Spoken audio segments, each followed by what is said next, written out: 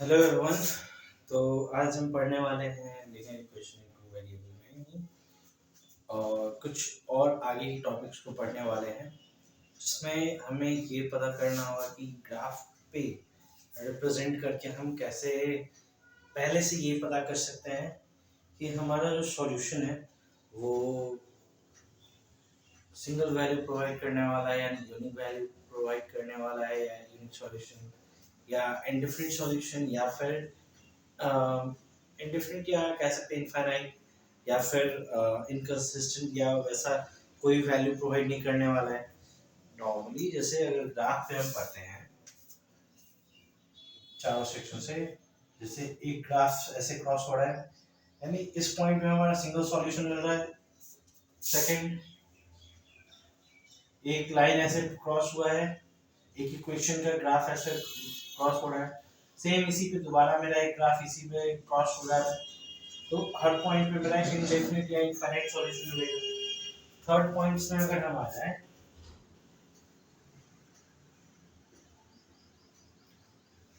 दो इक्वेशन मेरा ऐसे पैरेलल क्रॉस हो रहा है, दो इक्वेशंस का लाइन, तो ये क्या है, ये हमें कोई भी उस तरीके का इनडेफिनिट सॉल्यूशन नहीं प्रोवाइड, या ये कह सकते हैं कोई भी मेरा ना ही इनफाइनाइट सॉल्यूशन ये देने वाला है। इनफाइनाइट तो छोड़िए कि ये, क्योंकि एक के ऊपर एक तो क्रॉस हो नहीं रहा है सिमिलर वैल्यू के साथ।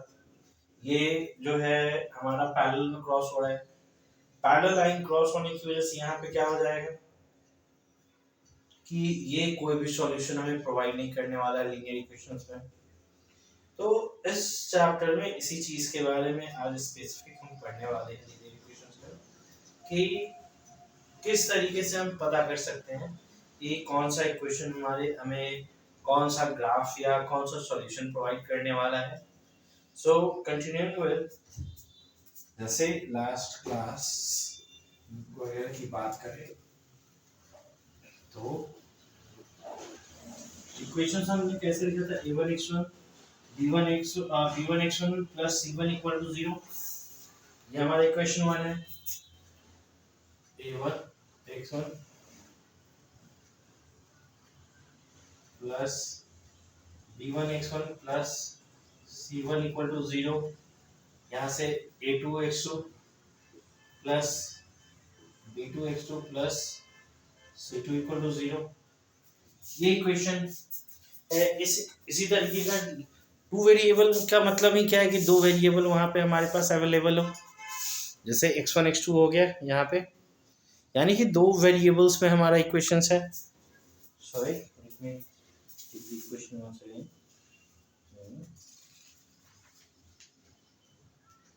सॉरी माफ करिएगा।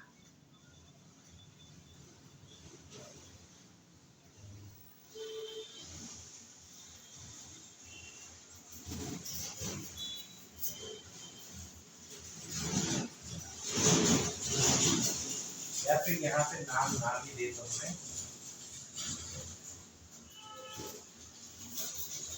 अब इसमें आगे की तरफ कैसे हमें पता चलेगा, ठीक है।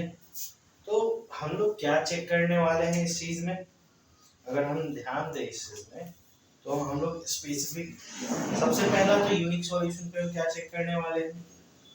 यूनिक सॉल्यूशन में हम चेक करने वाले हैं कि मेरा a1 by a2 not equal to b1 by b2। जैसे क्रॉस मल्टीप्लिकेशन के थ्रू, अगर लीनियर इक्वेशन का लास्ट वीडियो आप देखें तो वहां पर बाई क्रॉस मल्टीप्लिकेशन के थ्रू हमने कुछ बताने की कोशिश की थी। तो उसी के थ्रू अगर आप देखोगे तो ये आप यहाँ पे फाइंड आउट कर सकते हो x इक्वल टू इतना, या फिर मतलब ये फाइंड आउट कर सकते हो दोनों। तो अगर हमारा a1 by a2 not equal to b1 by b2 हो, तो ये हमारा क्या प्रोवाइड कराएगा, यूनिक यूनिक सॉल्यूशन, ठीक है। इसके बाद क्या है, अब कहेंगे अच्छा ये तो हो गया यूनिक सॉल्यूशन का, तो इनडेफिनिट सॉल्यूशन का क्या हो जाएगा, या इनफाइनाइट सॉल्यूशन का। तो a1 by a2 equal to b1 by b2 equal to C1 by C2। तो ये हमारे पास क्या सॉल्यूशन प्रोवाइड कराएगा, इनफाइनाइट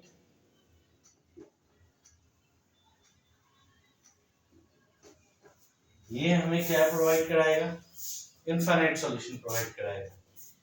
अब इसी में आप कहेंगे कि अब इसका ग्राफ कैसे दिखता है, तो अभी कुछ देर पहले बताया था, ये अगर इस तरीके से है कोई भी ग्राफ हमारा चारों कोऑर्डिनेट्स का, तो यहाँ से ये इस पॉइंट पे आके कट करेगा और इसके थ्रू आपको यूनिक सॉल्यूशन प्रोवाइड करने की कोशिश करेगा। इनफाइनाइट में कैसे हो जाएगा, दोनों इक्वेशन का जो ग्राफ बनेगा एक दूसरे के ऊपर ओवरलैप करता है, ठीक है। ये इनफाइनाइट सॉल्यूशन के लिए हो गया। तो ये कहिएगा कि जो इनकंसिस्टेंट सॉल्यूशन है, जो पैरेलल लाइन से जो क्रॉस होता है, उसका क्या है, उसका कैसे हो जाएगा, A1 by A2 equal to B1 by B2 not equal to C1 by C2। और इसका ग्राफ ये ऐसे दो पैरेलल लाइन जो एक दूसरे को, मतलब दो इक्वेशन का दोनों यहाँ पे ग्राफ में पैरेलल लाइन जो एक दूसरे को कहीं भी कट नहीं कर रहा है, इससे क्या होगा, इनडेफिनिट, मतलब ये इनकंसिस्टेंट कोई सॉल्यूशन ही नहीं बनेगा इसमें, ठीक है। तो इसमें अगर हम कुछ क्वेश्चंस को अगर देखें कि ये किस तरीके से सॉल्व होगा, या इसमें तीनों का एग्जांपल्स अगर हम लेके चले, तो देखिए, या फिर इसमें कर सकते हो A1 नॉट इक्वल, इसमें ये भी आप लिख सकते हो, ठीक है। अब आगे की तरफ हम बढ़ते हैं।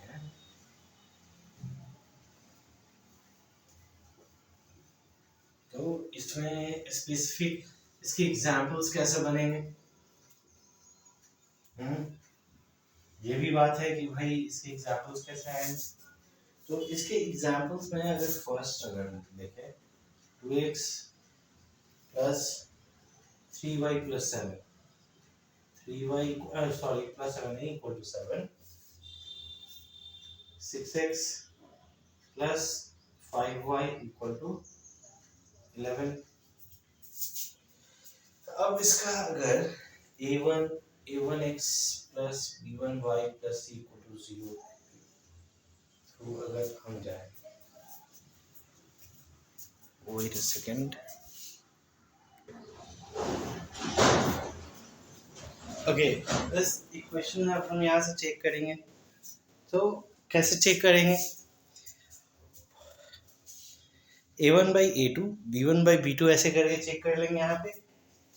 अगर ये नहीं होता है तो ये हमारे यहाँ से यूनिक सॉल्यूशन फॉर्म हो सकता है, जैसे यहाँ से 2/6, जैसे a1 बाई a2, अब यहाँ से देखिए ये क्या हो जाएगा 1/3 एंड b1 बाई b2 में अब चेक करेंगे तो ये क्या होगा 3/5। तो ये चीज देखिए, ये हमारा यहाँ से a1 by a2 not equal to b1 by b2 हो रहा है, this is happening here. So अब इसके बाद ये चीज का तो पता चल गया कि हमारा यहाँ से यूनिक सॉल्यूशन आने वाला है। तो यूनिक सॉल्यूशन आना है तो हमें वापस क्रॉस मल्टीप्लिकेशन के थ्रू जो जाना होगा, जो मेथड हमने लास्ट वीडियो में सीखा था लीनियर इक्वेशन के वीडियो में। सो अब यहाँ से वापस x बाई हमारा क्या था b1 by b2 into c1 by c2, यही चीज था। यहाँ से हमारा क्या है, अगर उस फॉर्मूले पे अगर हम ध्यान दें तो हमारा कैसे था लिखा हुआ, ये इक्वेशन तो हमारा सही है,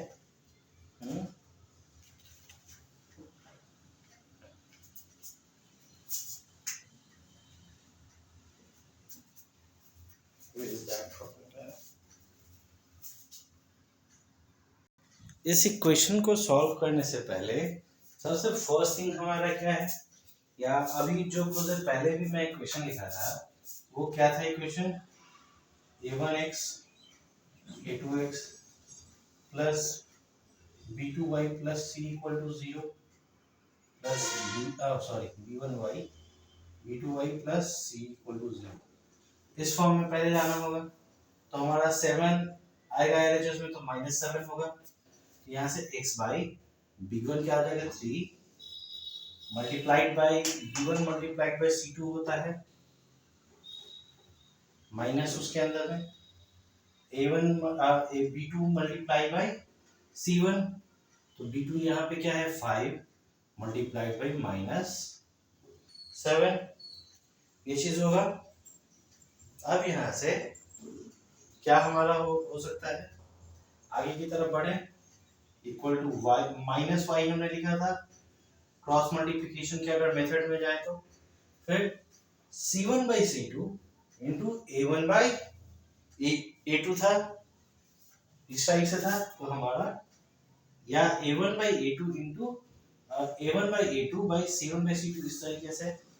तो हम यहाँ पे डायरेक्टली कैसे लिख लेते हैं इस तरीके से, फिर -6 इंटू -7, लास्टली c कांस्टेंट की जगह पे क्या करता है 1 हम कर लेते हैं, यहाँ पे कांस्टेंट की जगह पे लास्टली हमने क्या लिखा था 2 इंटू 5 -3 इंटू 6, ये चीज हमें मिल गया।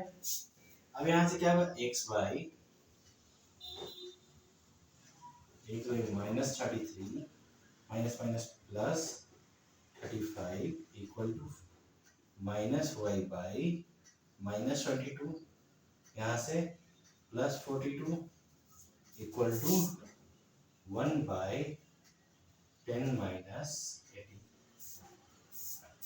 अब ये चीज हमारा क्या हो जाएगा x by 2 equal to -y by 20 equal to 1 by -8, यानी कि x2 इक्वल टू ये है 1 बाई -8 है, तो x इक्वल टू हमारा क्या सॉल्यूशन यहाँ से हो सकता है, x इक्वल टू हमारा सॉल्यूशन अब यहाँ से क्या आ सकता है, x equal to -1/4 and y equal to क्या इसमें सॉल्यूशन आ सकता है -y/20, -y हमारा पॉजिटिव में चेंज होगा। अब यहाँ से 20 दूसरे साइड जाना है, तो ये क्या होगा, अब इधर देखिए 20 मल्टीप्लिकेशन में है तो यहाँ आके डिवीजन में है, सॉरी, तो इधर आके मल्टीप्लिकेशन में यानी 20/8 होना है, यानी वो कट के हमारा 5/4 होगा, जो कि यहाँ पे देखिए हमारा सिंगल जो सॉल्यूशन निकालना था, जहाँ पे हमारे ग्राफ पे दोनों इक्वेशन एक दूसरे को कट कर रहे थे सिंगल पॉइंट पे, वो पॉइंट का आंसर हमें यहाँ पे अवेलेबल हो गया। अब इसी तरीके से हम आगे की तरफ बढ़े तो और क्या हो सकता है, ओके चलिए by method of cross multiplication जो हमारे बना रहे हैं उसको थोड़ा सा एक्सप्लेन कर देंगे आपके लिए, कि बाद में ये ना हो कि अच्छा ये डायरेक्ट मल्टीप्लिकेशन कैसे हो गया है, सॉल्यूशन कैसे निकल गया। तो सेकंड इक्वेशन पे अगर हम ध्यान दें तो हमारा क्या है 6x + 5y = 11। अच्छा इस इक्वेशन में हम आते हैं जहाँ पे हमारा मे बी चांसेस है कि इंडेफिनिट सॉल्यूशन मिल जाए या इनकंसिस्टेंट ही मिले, जो भी मिले, क्योंकि यहाँ पे तीनों जो अभी मैंने ग्राफ के तौर पे आपको बताया वो तीनों इक्वेशंस पे मैं सॉल्यूशन आपको देने की कोशिश करूंगा। ओके, अब इस चीज में पहले तो कर लेंगे a1x + b1y + c वाला कर लेते हैं, नहीं तो लास्ट इक्वेशन की तरह थोड़ा सा फंस सकते हैं हम लोग।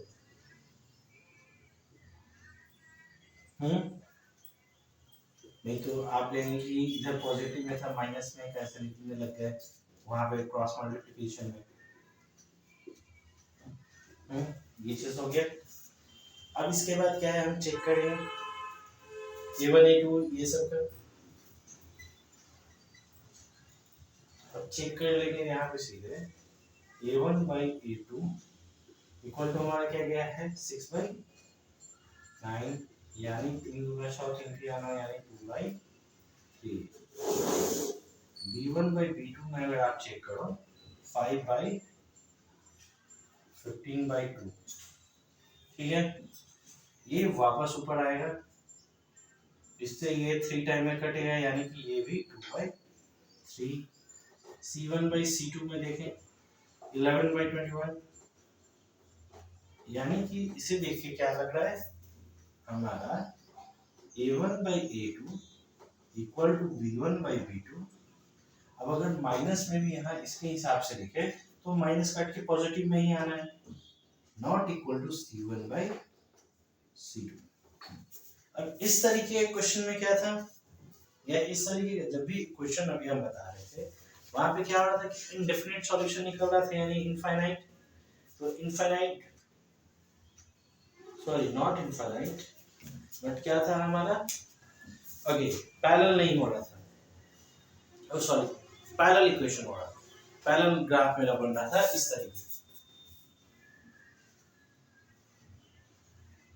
इस तरीके का बन रहा था। तो ऐसे जब मेरा ग्राफ बने इस इक्वेशन के हिसाब से तो यहाँ पे हमारा कोई सॉल्यूशन नहीं होता। तो इस तरीके के ग्राफ के लिए हम लोग आगे एक फिक्स वैल्यू नहीं निकालते हैं x और y की। सो इसमें यहाँ पे बस यही चेक करेंगे, इस जगह पे स्टॉप करेंगे, ठीक है। तो थर्ड इक्वेशन की तरफ बढ़ते हैं, जो थर्ड प्रोसेस है या जिसमें इनफाइनाइट सॉल्यूशन निकालना है। इनफाइनाइट सॉल्यूशन के लिए क्या हो जाएगा यहाँ पे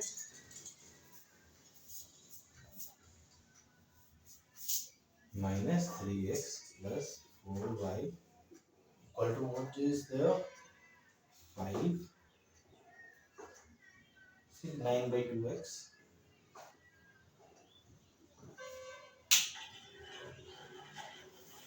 -6y equal to what's in the last ना, लास्ट में यहाँ पे 15/2 पूरे 0 लिखा है। ये इक्वेशन है यहाँ। तो इस तरीके की इक्वेशन को हम कैसे सॉल्व करेंगे, ये चीज़ है फर्स्ट। तो सबसे पहले जो इक्वेशन है वैसे तो हम लोग एक बात कर लेते हैं, यहीं पे कर लें। ये क्या हो जाएगा -3x + 4y -5 = 0, और ये तो है ही तो सेम टू सेम।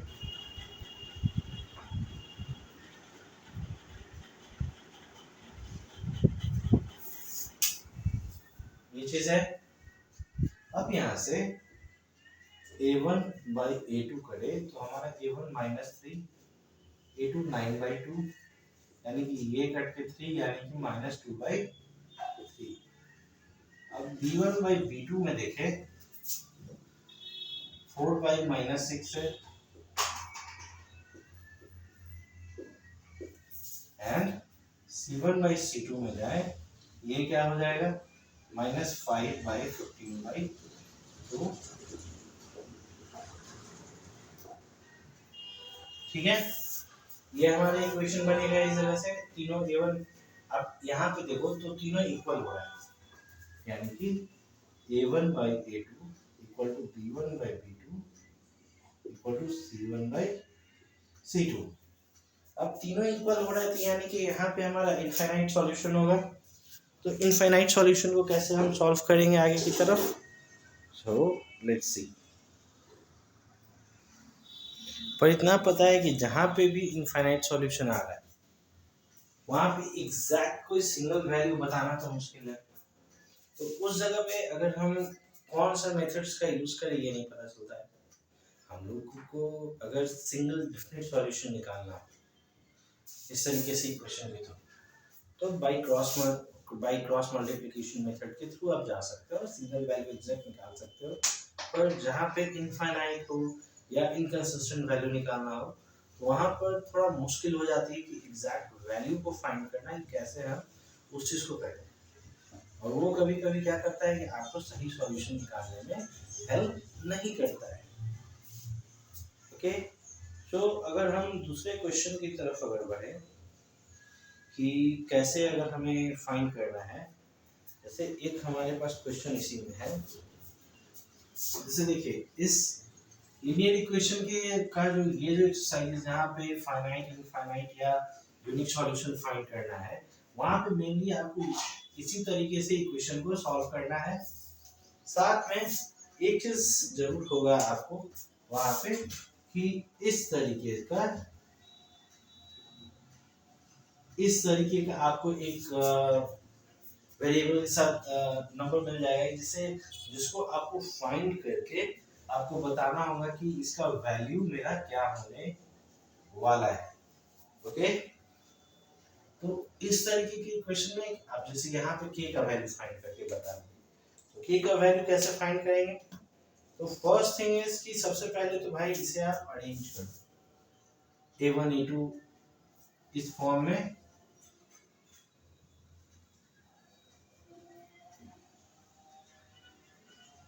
इस फॉर्म में सबसे पहले अरेंज कर लें। ये क्या हो जाएगा, x ky minus 2 equal to 0, फिर यहाँ से 3x प्लस 2y प्लस 5 हो जाएगा ये इक्वल टू 0।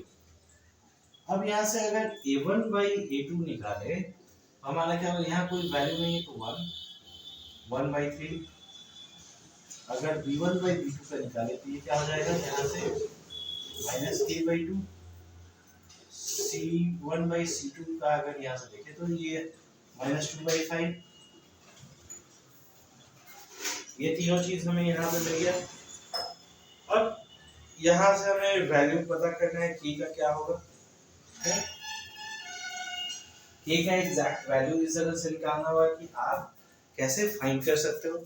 सबसे पहला चीज तो इसमें ये देखो कि ये यूनिक सॉल्यूशन के लिए, क्योंकि यहाँ पे a1 बाई a2 का क्या है 1 बाई 3, b1 बाई b2 का क्या है माइनस k बाई 2, क्योंकि डिनोमिनेटर ही चेंज हो जा रहा है। अब यानी इससे क्या पता चल रहा है a1 बाई a2 जो है जो not equal to b1 by b2 है यहाँ पे, and not equal to c1 by c2 है।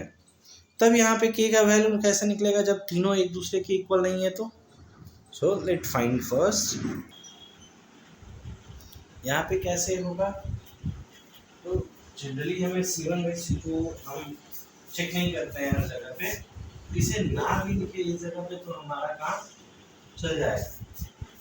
यहाँ से हम क्या लिख सकते हैं, a1 by a2 not equal to b1 by b2, यानी कि इसके जगह पे हम क्या हो सकता है 1 by 3 equal to minus k by 2, यानी कि k equal k not equal to minus k by 2। So यहाँ से नॉट, यानी कि क्या होगा यहाँ पे कि हमारा k का जो वैल्यू है, ठीक है, k का जो भी वैल्यू होगा यहाँ पे क्या हो जाएगा अदर देन माइनस 2 बाई 3 होगा, all the real values other than क्या हो जाएगा माइनस 2 बाई 3। सो अगर हमें क्या होगा कि अगर आंसर इसका लास्टली इसके बाद अगर लिखना होगा, ये तो पता चले k का वैल्यू माइनस 2 बाई 3 नहीं होने वाला है इसमें, ठीक है। अब जैसे क्या हो सकता है वो नहीं अगर हम फाइंड कर पाएंगे तो एटलीस्ट ये तो पता कर सकते हैं कि इसका क्या वैल्यू नहीं हो सकता है। सो इसके बाद हम क्या यहाँ पे हो सकता है, so the given system,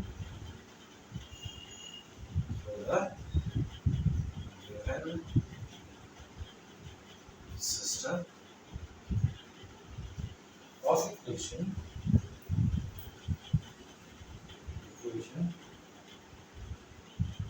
will have all the real values of k, all the real values of k other than minus 2 by 3। अगर मेरा वैल्यू 5 हो नहीं सकता है, 5 के अलावा भी जितने वैल्यू उसमें से कोई भी एक हो सकता है, तो या फिर अगर हमको नहीं पता है कि हमारा क्या रियल वैल्यू है, तो एटलीस्ट ये तो जान ले कि क्या नहीं है, उसको छोड़ के बाकी कोई भी चीज़ हो सकती है। सेम चीज़ हमने यहाँ पे के लिए किया, भाई के का वैल्यू यहाँ से निकल नहीं पाएगा हमें, तो नहीं तो कैसे फाइंड करेंगे, इशू हो सकते हैं उसमें। तो भाई अगर हमको नहीं निकाल पा रहे तो एटलीस्ट ये तो जानने की क्या नहीं होगा, सेम चीज़ हमने यहाँ पे किया के लिए। तो इस तरीके से इस चैप्टर्स को आगे की तरफ हम लोग सॉल्व कर सकते हैं। सो कल हम कुछ और क्वेश्चन के साथ आएंगे इस चैप्टर का, कि बाकी जितने भी डाउट्स वगैरह हैं इस चैप्टर के, वो चीज़ हम आपको क्लियर करने में हेल्प करेंगे। Okay, so thank for the day, video को वॉच करिए, और फेसबुक पे देख रहे हैं, सीख रहे हैं, कुछ सीखने को मिल रहा है आपको यहाँ से, तो please follow the Facebook page and subscribe my YouTube channel. Thank you, have a nice day.